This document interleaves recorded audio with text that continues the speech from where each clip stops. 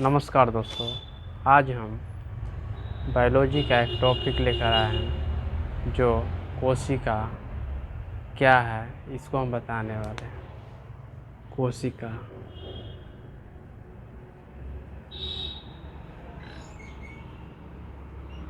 यह शरीर की सबसे छोटी इकाई होती है।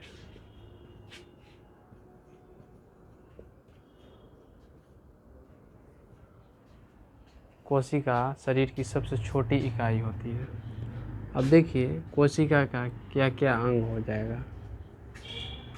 अब ये बीच में हो जाता है nucleus, mitochondria, vacuoles, Golgi body, उसके बाद इंडोप्लाज्मिक रेटिकुलम, उसके बाद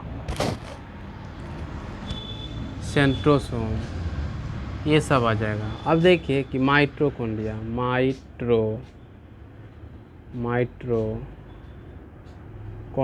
माइटोकॉन्ड्रिया यह क्या है कि कोशिका का आंतरिक श्वसन का काम करता है।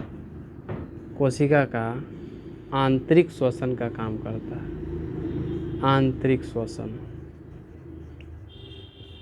अब क्या है कि एंडोप्लाज्मिक रेटिकुलम, एंडोप्लाज्मिक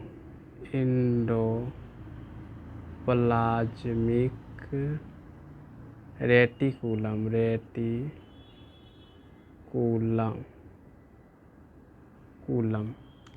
अब इसका क्या होता है रेटिकुलम, एंडोप्लाज्मिक रेटिकुलम। अब देखिए कि इसका दो भाग होता है, एक होता है खुरदुरा यानी कि रफ, अब एक होता है स्मूथ। अब देखिए कि खुरदुरा जो होता है यह क्या होता है कि प्रोटीन का निर्माण करता है। अब क्या होता है कि स्मूथ जो है वसा का निर्माण करता है। अब वसा क्या होता है, जैसे देखिए कि जो गर्ल्स है, गर्ल्स में ज़्यादातर वसा पाया जाता है, उसी कारण जो है वो ज़्यादा आकर्षक दिखता है। वसा जो होता है इंसान में जब ख़त्म हो जाती है तो उसके चेहरे पर जो है झुरझुरियाँ आ जाती है, वो मतलब बूढ़े देखने लगता है व्यक्ति। अब देखिए कि जो व्यक्ति बूढ़े हो जाते हैं तो क्या होते हैं कि वसा धीरे धीरे उनके शरीर से ख़त्म हो जाती है, जिससे क्या होता है कि उनकी शरीरों पे जो है झुर्रियाँ नज़र आती है।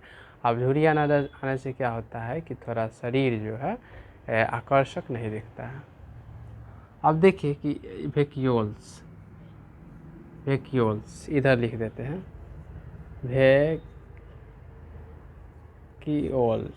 वैक्यूल्स। अब क्या है कि वैक्यूल्स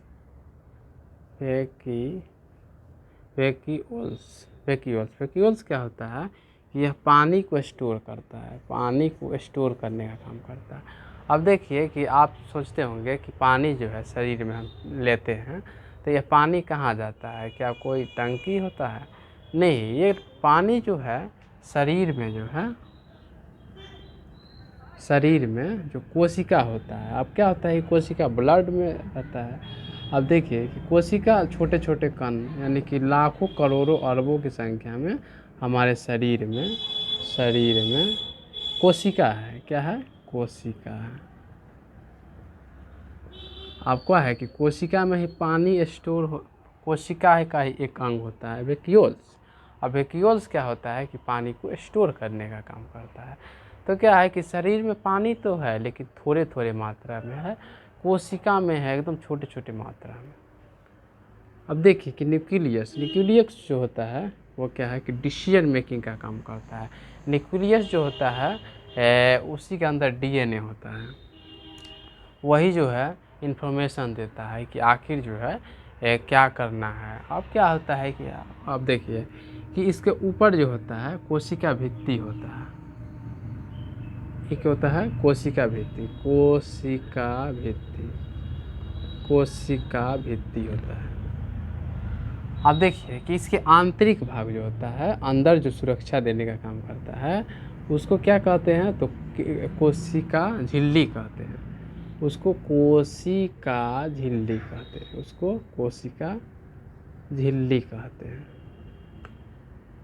अब क्या होता है, बाहरी सुरक्षा देने का काम जो करता है वो कोशिका भित्ति करता है, और आंतरिक सुरक्षा देने का काम कोशिका झिल्ली करता है। अब क्या होता है, जो पादपों यानी कि पादपों में जो है कोशिका भित्ति पाया जाएगा, क्योंकि उसको बाहरी सुरक्षा चाहिए। अब जो जंतु होता है, जो जीव होता है, उसमें होता है कि कोशिका झिल्ली होता है, कि उनकी कोशिकाओं में कोशिका झिल्ली होता है, ताकि आंतरिक सुरक्षा देने का काम कर सके। अब देखिए कि एक लाइसोसोम भी होता है इसमें। अब लाइसोसोम क्या होता है कि इसे लाइसोसोम इधर लिख देते हैं, लाइसोसोम। अब देखिए कि लाइसोसोम जो होती है वो क्या होती है कि आत्महत्या की थैली मानी जाती है, कोशिका की आत्महत्या की थैली, कोशिका की आत्महत्या की आत्महत्या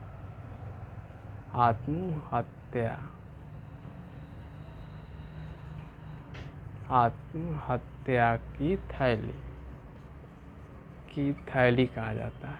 अब क्या होता है कि जैसे सेंट्रोसोम हो गया, वेक्यूल्स हो गया, गोल्जी बॉडी हो गया। अब क्या होता है कि एक राइबोसोम होता है।